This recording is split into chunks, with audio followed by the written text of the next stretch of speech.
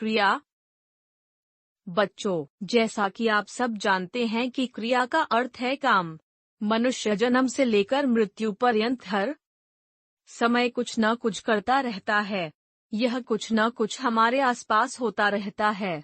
क्रिया के बिना संसार की परिकल्पना भी नहीं की जा सकती है। क्रिया इतनी महत्वपूर्ण है कि इसके बिना वाक्य अधूरा होता है। ऊपर दिए चित्र में सभी कुछ न कुछ कार्य कर रहे हैं। प्रत्येक कार्य की दो विधियां होती हैं। काम का करना, दादाजी सैर कर रहे हैं, सैर करना। पक्षी उड़ रहे हैं, उड़ना। काम का होना, यह मंदिर है, मंदिर होना। यह चित्र सुंदर है, सुंदर होना।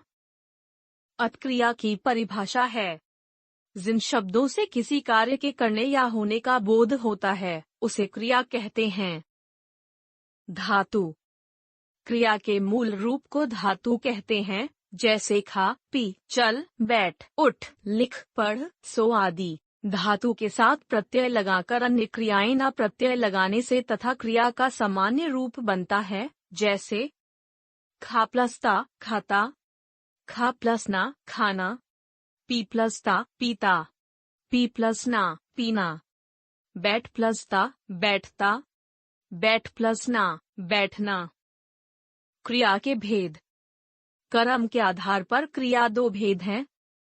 क्रिया के भेद: अकर्मक क्रिया, सकर्मक क्रिया। 1. अकर्मक क्रिया, जिस क्रिया में कर्म नहीं होता उसे अकर्मक क्रिया कहते हैं, अर्थात जिन क्रियाओं का सीधा फल कर्ता पर पड़ता है उन्हें ही अकर्मक क्रिया कहते हैं, जैसे बैठना, पढ़ना, हराना, आना, जाना, रोना, चमकना, निकलना, दौड़ना आदि। उदाहरण: मनीष सो रहा है। उपर्युक्त वाक्यों में कार्य सीधे कर्ता के द्वारा किया जा रहा है, इसलिए क्रिया का सीधा फल कर्ता पर पड़ता है, कर्म पर नहीं, अतः ये अकर्मक क्रियाएं हैं। अकर्मक क्रिया की पहचान: यदि क्रिया के साथ क्या या किसको लगाकर प्रश्न किया जाए और कोई उत्तर न मिले तो क्रिया अकर्मक होती है। जैसे उपर्युक्त वाक्यों में ही यदि हम क्रिया के साथ क्या लगाकर प्रश्न करें, जैसे क क्या दौड़ रहा है, ख क्या कूद रहा है, ग क्या सो रहा है, इन प्रश्नों का उचित उत्तर नहीं मिल रहा, अतः ये अकर्मक क्रियाएं हैं। 2. सकर्मक क्रिया, स प्लस कर्म, सकर्म, अर्थात कर्म सहित क्रिया। अतः जिन क्रियाओं का फल कर्म पर पड़ता है उसे सकर्मक क्रिया कहते हैं, जैसे पढ़ना, लिखना, दिखाना, बनाना, बेचना, चलाना, पढ़ाना, जोड़ना आदि। उदाहरण: अध्यापिका पढ़ाती है। उपर्युक्त वाक्यों में क्रियाएं हैं लिख रहा है, खिले हैं और पढ़ाती है। इनका फल कर्ता पर न पड़कर पत्र, फूल, अध्यापक पर पड़ रहा है, अतः ये सकर्मक क्रियाएं हैं। सकर्मक क्रिया की पहचान: यदि क्रिया के साथ क्या या किसको लगाकर प्रश्न किया जाए और उत्तर मिल जाता है तब क्रिया सकर्मक मानी जाती है, अन्यथा क्रिया अकर्मक मानी जाएगी। जैसे उपर्युक्त वाक्यों में ही यदि हम क्रिया के साथ क्या लगाकर प्रश्न कर, जैसे वाक्य, प्रश्न, उत्तर। का अभिषेक पत्र लिख रहा है, क्या लिख रहा है, पत्र।